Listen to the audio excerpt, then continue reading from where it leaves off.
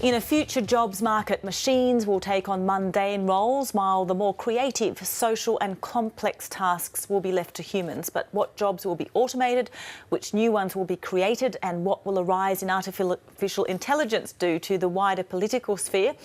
To discuss all this, we have futurist Ross Dawson in the studio, and we're also joined by policy consultant and former Liberal advisor Terry Barnes, who joined us from Melbourne.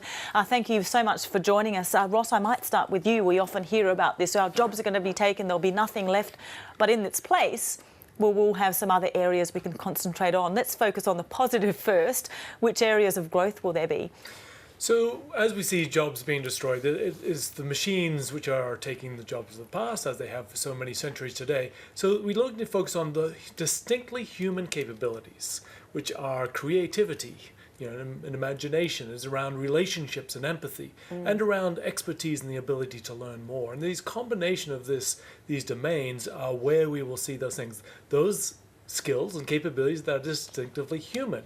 So we need to humanize work and be able to draw out those human capabilities, uncovering, I think, quite an array of jobs. The question is, can we create jobs as fast as we will be destroying them at an unprecedented pace? And that's the big question, isn't it? Because there's always been transitions in history of something overtaking something else, but we haven't seen this exponential curve of technological advancement. Absolutely right.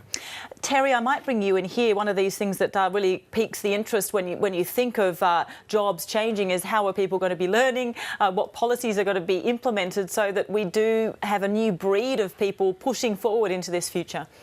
Well, that's true, Kumi, but I think to take Ross's point, I mean, if we're going to have new jobs that are involving creativity and intelligence and if you like, wide education, we've got to make sure that those who currently are in jobs that don't actually have that role have the opportunity to actually retrain and participate in the economy in the future, let alone the generations that are still needing to be educated and trained for that future. So I think I'm a little more pessimistic, I'll be honest with you, than Ross is. I feel that we have a tsunami coming in the next 10, 20 years in terms of the rise of the next wave of artificial intelligence, and particularly the next wave of automation. I mean, when we're going to have not just the traditional factory type jobs, but also middle level and even professional jobs actually going the way of the dodo, we have to be prepared for that. And I don't think, frankly, as a society, we're having that conversation at all at the moment. What kind of conversation would that be, apart from saying this is happening, Terry? What sort of words would we be using, and the urgency, how would we be communicating that?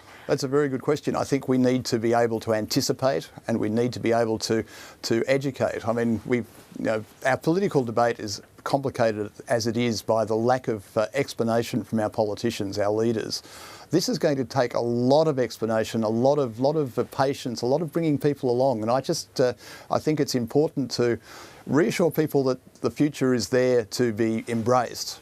But we also have to be prepared to anticipate, modify, if you like, and regulate and mitigate the effects of negative changes as we go along. And frankly, I don't think our political discourse, our political conversation, our political leadership is there at the moment. Ross, you're nodding there. You seem to agree with quite a bit of that. How do we take people along on this journey? So absolutely, these are things which we can do today. And so, Terry, I think it's an interesting point as to whether or not we can be optimistic or pessimistic, but the point is that we can do things today which will make that better. So this comes from obviously in politics. I think there's many things that the organizations and corporations can do to design the work of tomorrow. So one of the things that organizations can do is change the design of their work. This is not about the issue of saying these are jobs which can be automated, which ones will go and which ones will stay, but the fact that every single job there is today will have elements which will be automated. But this requires a new design of work which focuses on collaboration, which focuses on being able to bring value together, which focuses on being able to essentially have a flexible organizations which designs work and changes over time. But from a government policy perspective, it is about being able to understand that education is the heart of the future.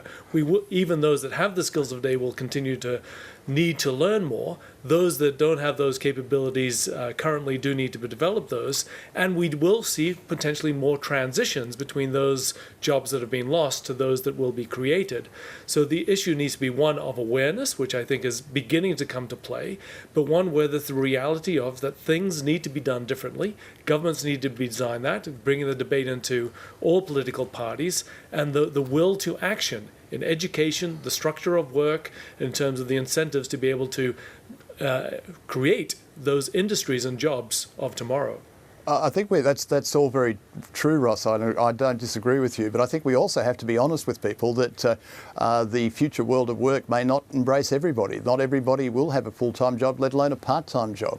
And really, I think one of the things that policymakers have to think about now, not think about down the track, is how do we deal with that? How do we deal with people who have neither a job or perhaps too much time on their hands? How do we actually ensure that people have a reasonable income to live on while they're still ensuring that our economy and our society benefits from the progress of technology, of automation and AI? And on top of that, you've got this kind of pool of money that comes in through taxation, through human beings earning money. I mean, there's this kind of odd future question that if a lot of robots are taking on a lot of our work, how do government coffers actually get filled? Absolutely right. I mean, basically, if we are automating the world of work, obviously, if people aren't working in the same way as they were before and they're not paying tax, or they're not because they're not earning a full income, then that raises a lot of questions. So the way that we, as a society, as government taxes and gets revenue from those changes is actually a very important question. How it's redistributed back to the community is also something that people, particularly on my conservative side of politics, find very difficult to come to terms with. So one of the topics which had grown tremendously over the last couple of years globally is that of universal basic income. The idea that every single person has some kind of income by the nature of being a citizen of that country, and which they can supplement by work. And this is quite extraordinary, the degree to which the last couple of years this has grown traction with Finland and cities in California and other countries around the world experimenting with these models as one of the potential ways to be able to address this, the potential massive disruption of work.